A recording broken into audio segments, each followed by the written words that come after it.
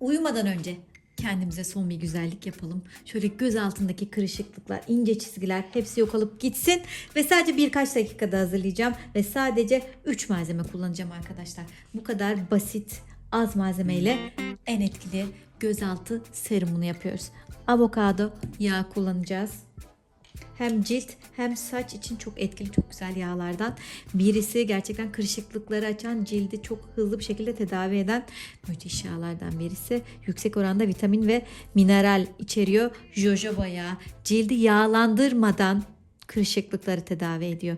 Nemlendiriyor arkadaşlar. Göz altında yağlanma olursa çünkü böyle küçük beyaz beyaz yağ kistleri oluşuyor. O yüzden onu istemeyiz. Ve diğeri de kayısı çekirdeği yağı arkadaşlar. Eğer yok ise yerine sızma zeytinyağı kullanabilirsiniz veya nar çekirdeği yağı kullanabilirsiniz. Ben nar çekirdeği yağımı hazırladım ama henüz kullanım için uygun zamanda değil. Biraz daha bekletmem lazım. O yüzden nar çekirdeği yağı eklemeyeceğim. Şimdi kayısı çekirdeği yağı ekleyeceğim veya kantaron yağı da ekleyebilirsiniz. Hadi buyurun yapmaya başlayalım. Şöyle cam bir şişe aldım ve bir tane tatlı kaşığı aldım. Bir tatlı kaşığı. Hepsini aynı ölçülerde kullanacağım çünkü. Hepsinden 2 tatlı kaşığı. Bu 1. Bu 2. 2 tatlı kaşığı avokado yağı ekledim. 2 tatlı kaşığı 1 2 kayısı çekirdeği yağı. Çok güzel doğal bir kayısı çekirdeği yağı bu, gerçekten çok seviyorum. Şimdi jojoba yağı. 1 2 tatlı kaşığı da jojoba yağı ekledik. Dilerseniz ölçüleri arttırabilirsiniz ama her birinden eşit oranda koymamız gerekiyor arkadaşlar. Fazla yapabilirsiniz. Kapatın ağzını, aylarca bozulmadan her akşam uygulayabilirsiniz. O yüzden dilerseniz bir kere de yapın. Fazla oranda yapın. Koyun böyle yatak odanıza, akşam uyumadan önce temiz cildinize böyle son bir güzellik yapın. Son dokunuşlarla göz altınızdaki problemlerden kurtulun. Ve ben buna eğer olur derseniz bir de E vitamini eklemek istiyorum. Yoksa eklemeyin. Şöyle birkaç damla sadece. 5 damla da. 5 damla kadar da E vitamini ekledim. Eklemek zorunda değilsiniz. Zaten raf ömrü oldukça uzun. İstediğimiz kadar bekletebiliyoruz ama ben etkileri artsın istedim. O yüzden biraz da E vitamini aldım. Şöyle bir damlalıkla sürerseniz uygulama güzel olur. Çünkü her defasında böyle elimizi batırmak pek de temiz olmayacaktır. Ya da avucunuza böyle bir damla dökersiniz. Çok az. Böyle. Bu yeterli.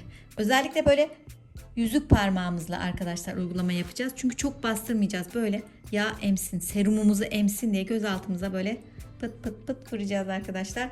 Böyle patır kütür sürmeyeceğiz bu sefer. Çok yoğun bir çalışma yapacağız. Böyle nazikçe göz altlarımıza bunu böyle yedireceğiz. Kalacak orada. Sabaha kadar bizi tedavi edecek. İşte bu kadar basit. Müthiş bir gözaltı serumu yaptık. 3 malzemeyle, hatta ben bir de E vitamini ekledim. 4 malzemeyle müthiş bir gözaltı serumu, kırışıklık ve leke giderici serumunu yaptık. Yani buna çok fazla para vermeniz lazım, biliyorsunuz, özellikle gözaltı ürünleri. Çok küçük ölçülerde oluyor, çok yüksek fiyatlarda oluyor. O yüzden diyorum ki hemen bir avokado yağı alın.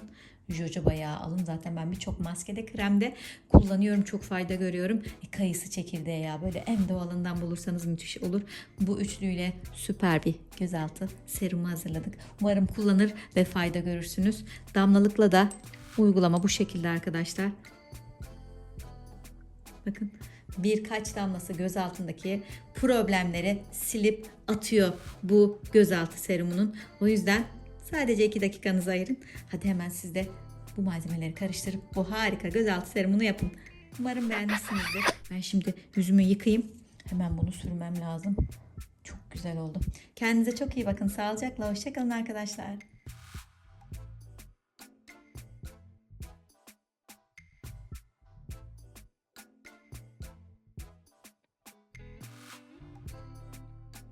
Hello my friends, just a few drops of this under eye serum, you can get rid of dark circles, wrinkles under your eyes. I really like the effect of it. I apply it at night and let it stay till the morning. If you have these problems, please do this under eye serum as soon as possible.